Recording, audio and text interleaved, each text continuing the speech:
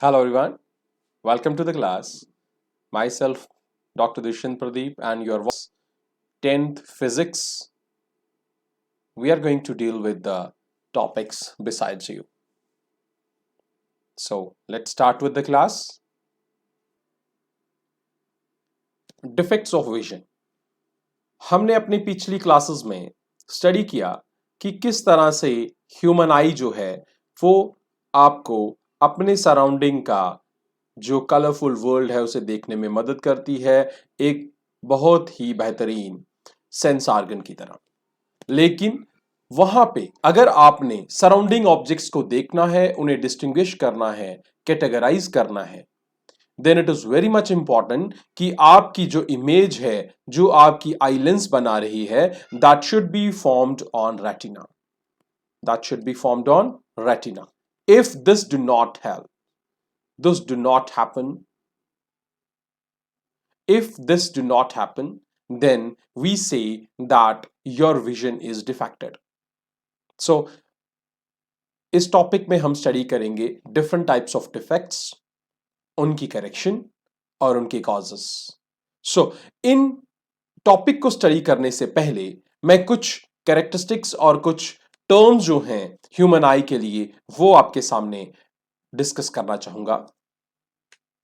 सबसे पहला, near point और least distance of distinct vision. हमारी आंखें जो हैं ये हमारी सराउंडिंग के सभी ऑब्जेक्ट्स को देखने की काबिलियत रखती हैं। They are capable of looking at each and every point in our surrounding, but they have the ability कि उनका एक रेंज है। Your human eye that has a range. Range का मतलब है कि किस डिस्टेंस से कम कितने डिस्टेंस से देखना शुरू करती हैं और ज्यादा से ज्यादा कितने दूर तक हम देख सकते हैं। अगर आप अपने हाथों को अपनी आंखों के पास लाएंगे, एक डिस्टेंस पे जाके आपकी आंखें कैपेबल नहीं रहेंगी कि वो आपकी हाथों पे पड़ी हुई लाइंस को डिस्टिंग्विश कर सकें, कैटेगराइज कर सकें। उस डिस्टेंस से कम डिस्टेंस पे कहीं भी कोई भी ऑब्जेक्ट आपको अच्छे से पढ़ा या देखा नहीं जाएगा। जिस तरह से अगर मेरे पास एक पीस ऑफ पेपर है, I have written something on it and I am looking at it, इस डिस्टेंस पे मुझे अगर दिखाई दे रहा है, जैसे ही मैं इसे आंखों के पास ले जाता हूं, एक डिस्टेंस आएगा जब इस पेपर पे लिखे हुए वर्ड्स को मैं अच्छे से डिस्टिंग्विश, अच्छे से कैटेगराइज नहीं कर पाऊंगा।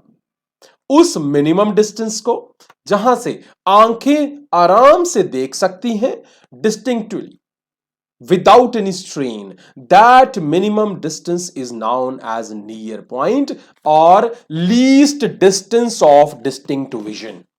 That is least distance of distinct vision. तो हम कैसे कहेंगे? The minimum distance at which the object can be seen most distinctly without the strain.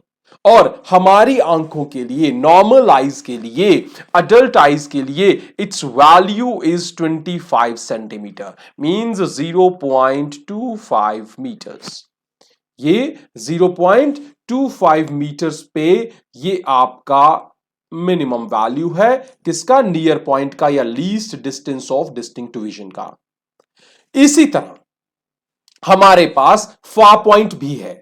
Far point means maximum कितने डिस्टेंस तक दिख सकता है, आपकी आंखें कितने डिस्टेंस, ज्यादा से ज्यादा कितने distance, and that point is infinity. That point is infinity. तो लीस्ट पॉइंट हो गया आपका 25 सेंटीमीटर और आपका फार पॉइंट हो गया, your far point that is infinity. और जब इन दोनों को हम जोड़ेंगे तो हमारी आंखों का रेंज बन जाएगा भाई। Range of human vision is -25 to infinity. Your question should be, क्यों है -25? क्योंकि -25 डिस्टेंस जो होगा that will be measured in the opposite direction. अगर रेज आपकी इस डायरेक्शन से आ रही हैं तो मेजर ऑफ डिस्टेंस इस डायरेक्शन में है।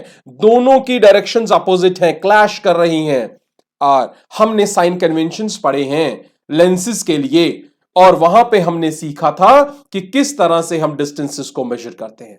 According to that rule we are going to have a negative sign with the centimetre of this near point. तो ये दो चीजें समझ आ गई, what is near point and what is far point. दूसरी टर्म है अकोमोडेशन। हम इसे पावर ऑफ अकोमोडेशन भी कहते हैं। क्या कहते हैं इसे? पावर ऑफ अकोमोडेशन या सिंपली अकोमोडेशन। हमारी आंखें जो हैं, मैंने आपको अपनी क्लास में एक चीज क्लियर की थी, हमारी आंखें जो हैं वो कुछ ऐसे लिगामेंट्स के बीच में हैं। एक आंखों की जो आई लेंस है वो आंखों को, आई लेंस को कुछ इस तरह से, यहां सिर्फ इन दो उंगलियों को देखिएगा, इस तरह के लिगामेंट्स के बीच में एक फाइब्रस मटेरियल जिसे हमने जोन्यूल्स कहा था उनके बीच में पकड़ी हुई है। जैसे ही हम इन लिगामेंट्स को पीछे खींचते हैं या आगे करते हैं, रिलैक्स या कॉन्ट्रैक्ट करते हैं, हमारी लेंस का शेप चेंज होता है। किस तरह से, मैं आपको समझाने की कोशिश करूंगा। हमने देखा था कि लास्ट क्लास में कि आपकी आई लेंस जो है that is similar to that your convex lens. It is a crystalline convex lens. So इस तरह से कुछ इन लिगामेंट्स ने पकड़ा है और इन लिगामेंट्स को हम क्या कहते हैं? Ciliary muscles. जब ये रिलैक्स्ड होती है मींस पीछे छोड़ देती हैं, उस समय लेंस क्या हो जाती है? पतली हो गई है। लेंस पतली हो गई है तो फोकल लेंथ इंक्रीज हो गई है। मेरी लेंथ सीलियरी मसल्स कॉन्ट्रैक्ट की, कॉन्ट्रैक्ट करने से क्या हो रहा है? आपके ये जो लेंस है, लेंस आपका थिक हो गया। सो आपकी आंखों की इस एबिलिटी से, जिससे वो अपनी आंखों की फोकल लेंथ को चेंज कर सकती है, आई लेंस की फोकल लेंथ को चेंज कर सकता है, उस पावर, उस एबिलिटी को हम क्या कहेंगे? पावर ऑफ अकोमोडेशन या simply accommodation. So the ability to change to adjust the focal length is called accommodation. So आपके सामने है, जैसे सिलियरी मसल्स देखिए, जैसे ही रिलैक्स होती हैं, रिलैक्स होने से थिन लेंस हुआ, थिन लेंस होने से क्या हो गया? फोकल लेंथ इंक्रीज हो गया। और अपोजिट में जब वो कॉन्ट्रैक्ट होता है तो थिक लेंस बन गई। थिक लेंस हो गई तो क्या हो गया? Focal length decrease. तो हमारी आंखों ने वो काम कर दिया जो आपके बड़े से बड़े कैमराज में multiple lenses, the combination of lenses करते हैं। यही आंख की एक सबसे इंपॉर्टेंट प्रॉपर्टी है, one of the important properties, जिसके कारण ये यूनिक है as compare to the camera. Camera में हमें लेंसेज के फोकस को चेंज करने के लिए कॉम्बिनेशन ऑफ लेंसेज यूज करने पड़ते हैं, बट हमने यहां पे सिलियरी मसल्स की हेल्प से आपकी लेंस को पतला या मोटा किया, उसी से उसका फोकल लेंथ चेंज हो गया। And this is the power of accommodation. चलिए अब हम बढ़ते हैं डिफेक्ट्स की तरफ। थोड़ा सा एक रिव्यू ले लेते हैं लास्ट केस का कि आइरिस हमारे फ्रंट में क्या होता है। फ्रंट में हमारा अगर कोई ऑब्जेक्ट हो, this will be your object. ये ऑब्जेक्ट जब आंखों के सामने होता है, आइरिस प्यूपिल की हेल्प से एडजस्ट करता है amount of light that is going to enter the eye. जैसे ही आंखों के अंदर घुसता है, यहां पे भाई हमारी लेंस है, ये लेंस जो है आपकी कन्वेक्स शेप में है। कन्वेक्स शेप पे जो लेंस है, इसके ऊपर जब ऑब्जेक्ट पर की लाइट्स पड़ती हैं तो वहां पे अंदर जाते ही क्या है? रेटिना है। रेटिना का सेंटर मैक्यूला है, मैक्यूला का सेंटर फोबिया है, and that is the point of central focus. उस फोबिया के ऊपर एक इन्वर्टेड इमेज बनती है। मींस अगर ऑब्जेक्ट आपका इस तरह से होगा, हेड अप होगा, तो वो अंदर जाते ही हेड डाउन हो जाएगा। So that will be your inverted image. Optical nerves उस इमेज के होने को, उसके कन्वर्जन, उसके कलर, उसकी इंटेंसिटी को कन्वर्ट करती हैं इलेक्ट्रिकल सिग्नल्स में, इलेक्ट्रिकल इंपल्सेस में, और ले जाती हैं ऑप्टिकल नर्व्स की हेल्प से ब्रेन में, और ब्रेन उसे कैटेगराइज करता है, उसे डिस्टिंक्ट करता है। सो ये अब अगर ये जो फोकस है फोविया या रेटिना के ऊपर ना बनके रेटिना से पहले बन जाए या रेटिना के बाद बने, तो हम कहेंगे कि हमारी आंखें क्या है? डिफेक्टिव है। तो हमारे ऊपर क्या होता है, इसी फोकल पॉइंट के ऊपर, ये जो फोकल पॉइंट यहां बन रहा है, रेटिना के ऊपर बन रहा है, ये इस अपनी पोजीशन को चेंज कर देता है ड्यू टू सर्टेन केसेस। या तो रेटिना ही अपनी पोजीशन चेंज पीछे कर लेता है या आगे कर लेता है due to some changes in the shape of human eye, या दूसरा काम यह हो सकता है कि आपकी आंखों के लेंस का ही कैपेबिलिटी खत्म हो जाए अकोमोडेशन की, फोकस करने की कैपेबिलिटी, या तो वो फोकस ज्यादा करना शुरू कर दे, मीन ज्यादा कन्वर्ज कर दे क्योंकि है तो कन्वर्जिंग लेंस, या कम कन्वर्ज करे। ज्यादा कन्वर्ज करेगी तो फोकस जो है वो लेंस के बिल्कुल पास बनेगा, मींस रेटिना पे पहुंचने से पहले ही फोकस बन जाएगा।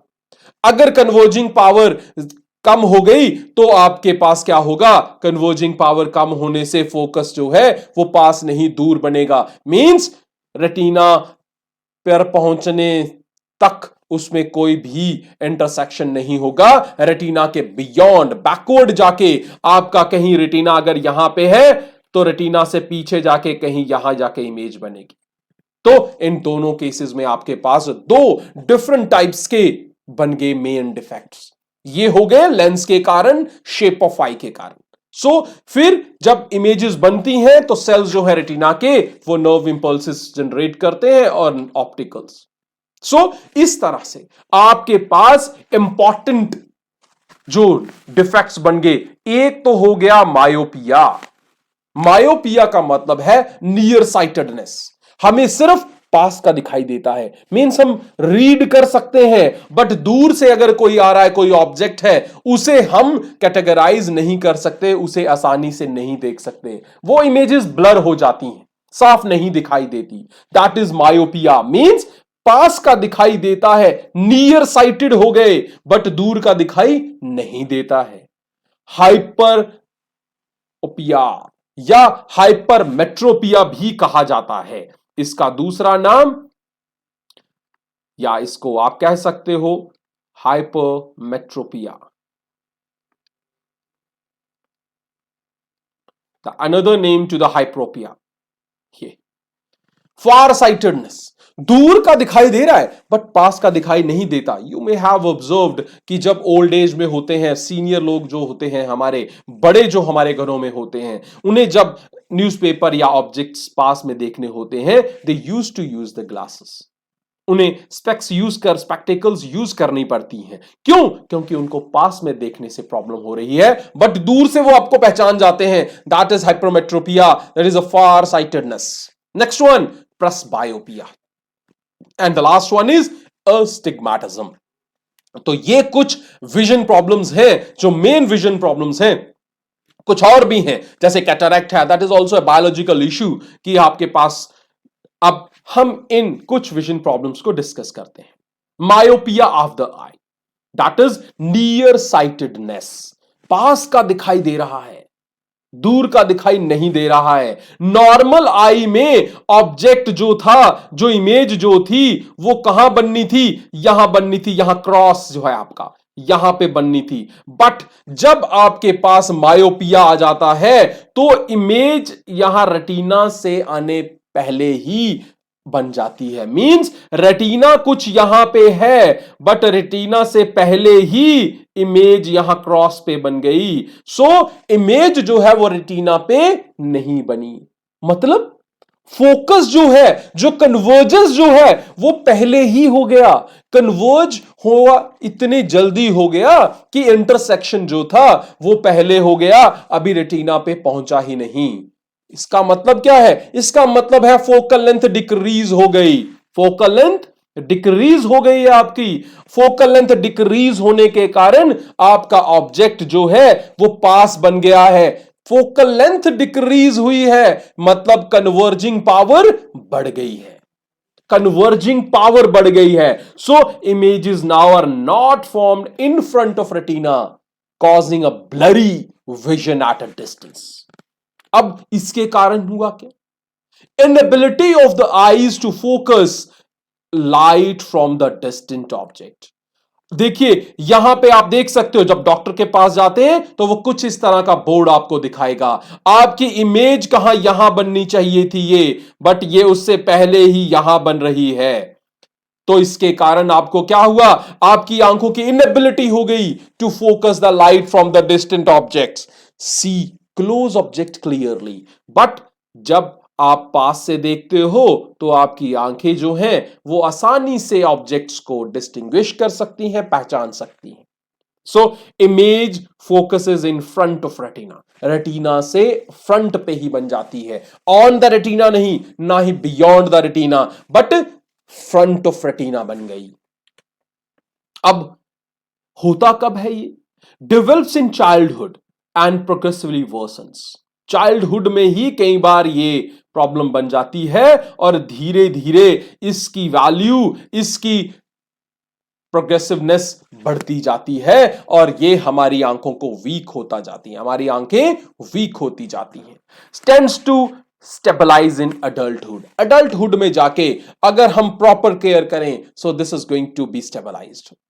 Sometime it has a genetic component, means that forms from the parents to the children, affects a major part of the population. इस टाइम में बहुत ज्यादा पार्ट ऑफ पॉपुलेशन जो है that is suffering from myopia. Causes क्या है, distance between the lens and retina is too long. मैंने क्या बताया आपको कि रेटिना से पहले ही इमेज बन जाती है, मतलब रेटिना पीछे हो गया। मैंने पढ़ाया है रेटिना होता क्या है, रेटिना एक स्क्रीन है, तो आपने स्क्रीन को पीछे कर दिया, मतलब लेंस को कुछ नहीं हुआ, लेंस अपना फोकस वहीं बनाए हुए है, अपने एग्जैक्ट पॉइंट पे बनाए हुए है, बट फोकस पे जो रखी हुई स्क्रीन थी आपने पीछे कर दी। किसके कारण हुआ, कि कॉर्निया या लेंस कन्वर्ज, या दूसरा रीजन, पहले में क्या है स्क्रीन पीछे कर दिया, दूसरे में क्या कर दिया आपने लेंस की कन्वर्जेंस पावर जो है बढ़ गई, मींस फोकल लेंथ हो गई कम हो गई। क्यों होता है ऐसा, क्यों है ऐसा, होता तब है या तो आई बॉल जो है वो मोटा हो जाए, वो स्वेल कर जाए, आई बॉल बड़ा होने से उसका रेडियस बढ़ जाएगा और फोकस और रेटिना के बीच में डिस्टेंस बन जाएगा, जिसके कारण आपको ये प्रॉब्लम मायोपिया की आएगी। Means first case you are going to have a long eyeball, second one strong refractive power, आपकी आंखों की कन्वर्जेंस पावर बढ़ गई। ठीक है भाई, अब दिखता है ऐसा, मींस नियर साइटेडनेस तो हो गई बट दूर का दिखना खत्म हो गया। बात समझ आ रही है आपको। अब इस विजन के डिफेक्ट को ठीक कैसे किया जाए, that can be corrected with the help of a diverging lens। अब कन्वर्जिंग की पावर बड़ी है, कन्वर्जिंग की पावर को कम करने के लिए डाइवर्जिंग लगानी पड़ेगी ताकि कन्वर्जेंस कम हो, ताकि कन्वर्जिंग जो फोकस है वो थोड़ा दूर जाके बने। So for the correction of this type of defects we need to do what, we are going to use are diverging lens. Means हमें क्या यूज करना पड़ेगा, कॉनकेव लेंस यूज करना पड़ेगा।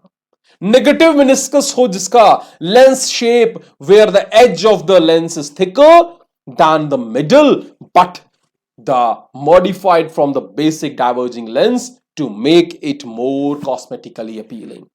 अब आप देख रहे हो कि आपकी कुछ जो इमर्जिंग लेंसेज हैं वो आपको पता भी नहीं लगता कि वो आपकी कन्वर्जिंग लेंसेज या डाइवर्जिंग लेंसेज हैं।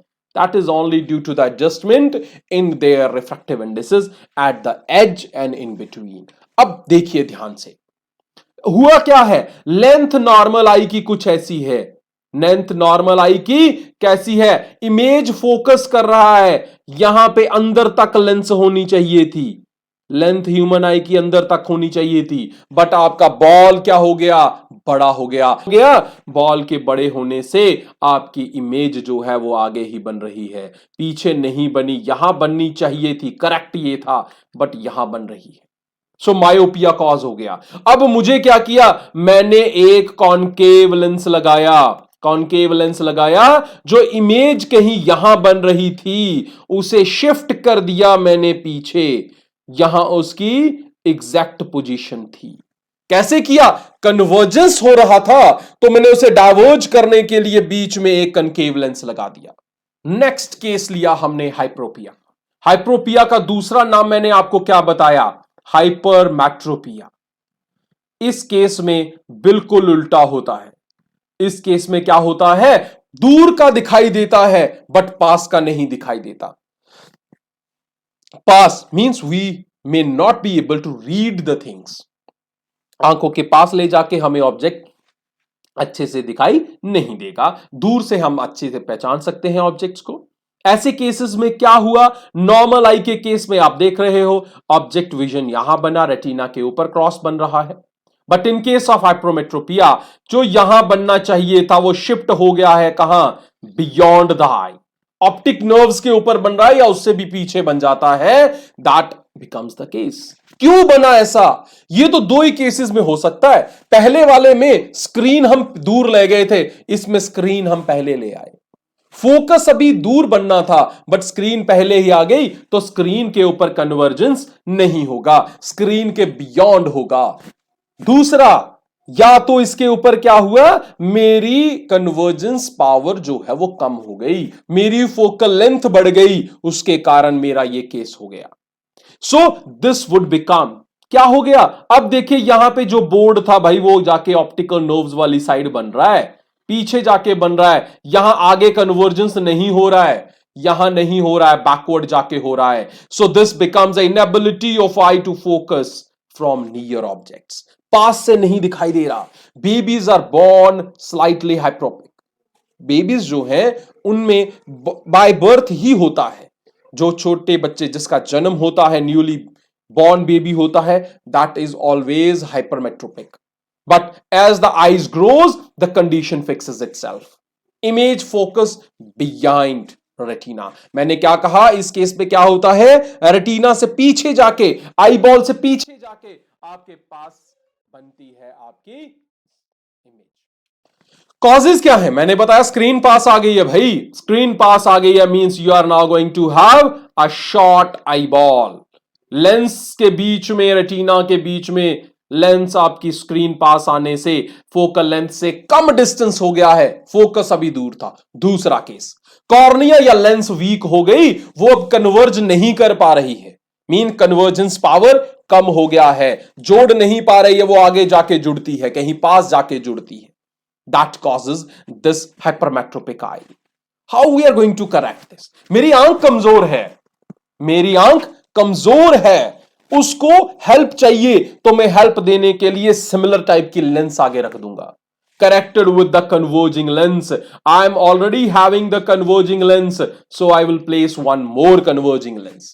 मीन्स कन्वर्जिंग का मिनिस्कस कैसा होता है? पॉजिटिव। सो लेंस शेप हम पॉजिटिव कन्वेक्स रखेंगे, वो कन्वेक्स जो है मेरी आंखों की पावर को इंक्रीज करेगा, मीन फोकल लेंथ जो थी वो कम हो जाएगी। आगे ही डिस्टेंस कम है, स्क्रीन मेरी आंखों के पास है, मेरी लेंस के पास है, तो अब स्क्रीन के ऊपर आके इमेज बनेगी। डन। अभी क्या हो रहा था? अभी तक मेरी आंखों का साइज बहुत बड़ा हो गया था, इंक्रीज हो गया था। ये देखिए, ये एक्चुअल था। ये ब्लैक लाइन जो मैं ड्रॉ कर रहा हूं, that should be the eyeball, but during this problem hyperopia, hypermetropia में क्या हो गया? मेरा जो आई बॉल है वो छोटा हो गया है, स्क्रीन पास आ गई है। स्क्रीन पास आने से इमेज जो है वो बैक जाके बन रही है, पीछे बन रही है। इमेज भी फोकस बिहाइंड द रेटिना। अब मैं बॉल को बड़ा नहीं कर सकता, that is not a balloon that I am to blow the air into it and its size is getting increased, but I can decrease this distance. ये distance जो है बीच का, इसे मैं डिक्रीज कर सकता हूं by just increasing the convergence. अपनी आंखों की लेंस का कन्वर्जिंग पावर इंक्रीज करने से मैं इस डिस्टेंस को डिक्रीज कर सकता हूं। उसके लिए मुझे एक कॉन्वेक्स लेंस चाहिए जिसका मेनिस्कस होगा पॉजिटिव। पॉजिटिव मेनिस्कस का कन्वर्जिंग लेंस लगाया। कन्वर्जिंग लेंस लगाने से आपकी जो आई बॉल यहां बाहर बन रही थी इमेज, वो शिफ्ट होके कहां आ गई? उस स्क्रीन पे जो पास है, मेरी लेंस के पास है। तो distance, physically distance can not be reduced, but that focus, that focal length, that can be decreased by just increasing the converging power of the lens. तो बात समझ आ गई? So इसी तरह नेक्स्ट जो है आपका that is presbyopia of I. Next that is age related far sightedness. ये है एज डिपेंडेंट, आंखों में जो प्रॉब्लम है इस तरह की प्रॉब्लम एज के कारण आती है, जैसे जैसे एज बढ़ती जाती है। इमेजेस जो होती हैं वो रेटिना के ऊपर बननी चाहिए, creating good close up vision. But human आई में क्या होता है, इमेजेस जो होती हैं वो लेंस के आपके रेटिना से पीछे जाके बनती हैं। प्रेसबायोपिक आई में आपके पास लेंस से पीछे बनती हैं। ये देखिए प्रेसबायोपिक आई में आपकी लेंस के पीछे बनती हैं और कॉज करती हैं, क्या कॉज करती हैं, ब्लरी विजन। हमें साफ साफ नहीं दिखाई देता, हमें दूर का दिखाई देता है, पास में ऑब्जेक्ट्स दिखाई नहीं देते, पढ़ने में प्रॉब्लम आती है, रीडिंग में प्रॉब्लम आती है। सो प्रेसबायोपिया है, फॉर्म ऑफ हाइपरमेट्रोपिया ही है, but that only occurs with the age. ये किसके कारण आया, उम्र के कारण आया। मींस बुढ़ापे में हमें दिखाई कम देगा, कौन से वाला, पास वाले विजन पहले जाएगी।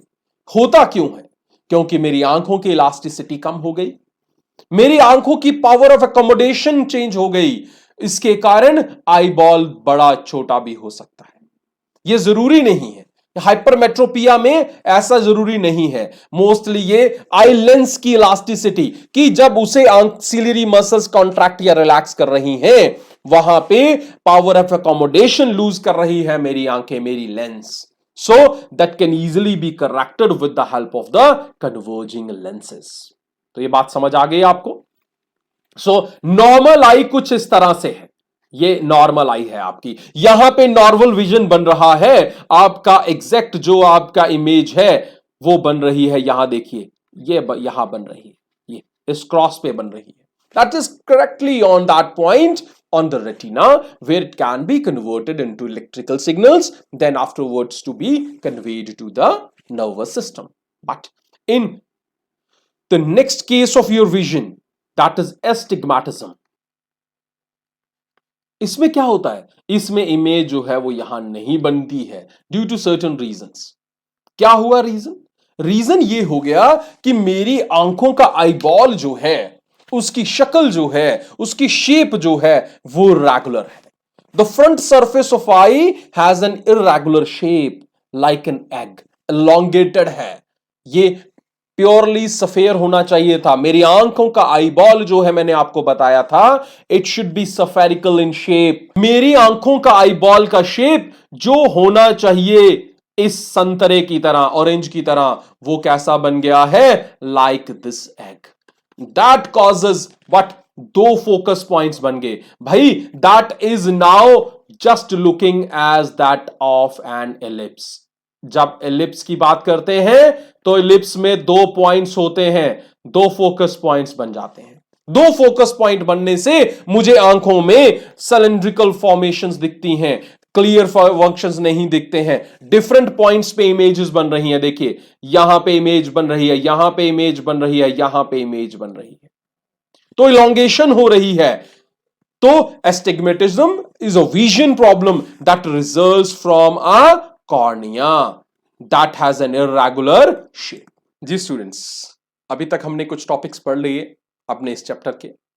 अब based upon these topics we are going to discuss some textual questions. So questions आपके सामने है। पहला question, what is meant by the power of accommodation. तो आज का स्टार्टिंग के टॉपिक्स में ही एक टॉपिक था पावर ऑफ अकोमोडेशन, जिसमें हमने देखा कि सीलियरी मसल्स किस तरह से आपकी आई लेंस की शेप को चेंज करती हैं, उसकी फोकल लेंथ को इंक्रीज या डिक्रीज करती हैं, और point of focus, point of image formation को चेंज कर सकती हैं। तो that was the power of accommodation. Second, a person with myopic eye. एक क्वेश्चन आपके सामने है, ध्यान से पढ़िए। A person with myopic eye cannot see object beyond 1.2 meter distinctly. So what should be the type of corrective lens used? So question is very easy. Eye is myopic. Myopic eye है तो उसको क्या हो रहा है, myopic eye में कौन सी corrective lens use करते हैं, हमने पढ़ा मायोपिक आई के लिए हम कॉनकेव लेंस यूज करेंगे। कॉन्केव लेंस जो रिजल्टेंट आपकी कन्वर्जिंग पावर है उसको डिक्रीज करेगी। कन्वर्जिंग पावर डिक्रीज होगी तो जो रेटिना पे पहुंचने से पहले ही कन्वर्जेंस हो रहा था, अब वो कन्वर्जेंस रेटिना के ऊपर जाके होगा। तो ये बात समझ आ गई आपको। सो ये क्वेश्चन भी आज हमने पढ़ लिया। नेक्स्ट क्वेश्चन जो है आपकी स्क्रीन पे, that is what is a far point and the near point. और ये टॉपिक आपका फर्स्ट सबसे पहला टॉपिक था, जो सबसे पहली टर्म हमने आपके साथ डिस्कस की थी, that was based upon that term. So what was that कि फार पॉइंट और नियर पॉइंट क्या है। तो नियर पॉइंट वो पॉइंट है सब आंखों से सबसे पास, सबसे कम डिस्टेंस पे, at which the objects can be seen distinctly without putting any strain on the eye. And similarly, the object at the farthest point, means at infinity, which can be seen easily. So near point है 25 centimeter and far point is infinity. So ये आपके कुछ question थे text book के अंदर से। अब कुछ देखते हैं कि एनसीईआरटी बुक के एक्सरसाइज के कुछ क्वेश्चंस जो बेस्ड अपॉन दीज टॉपिक्स जो हमने स्टडी कर लिए हैं। चलिए देखते हैं क्वेश्चन आपके सामने स्क्रीन पे होंगे। एक्सरसाइज के स्टार्टिंग के क्वेश्चन जो हैं वो मल्टीपल चॉइस क्वेश्चंस हैं। तो पहला क्वेश्चन देखते हैं, the human eye can focus on the objects, ध्यान यहां पे देखिएगा, क्वेश्चन आपके सामने है, at different distances by adjusting the focal length of the eye lens. This is due to, अभी बताया मैंने आपको क्या है ये, मुझे तो मल्टीपल चॉइस क्वेश्चंस के पार्ट्स को देखने की जरूरत भी नहीं है। The ability of human eye to change the focal length is power of accommodation. तो स्टूडेंट्स, ये था आपका आज की क्लास। उम्मीद है आपको ये टॉपिक समझ आए होंगे। सो मिलते हैं अपनी नेक्स्ट क्लास में। Till then, thank you, good bye.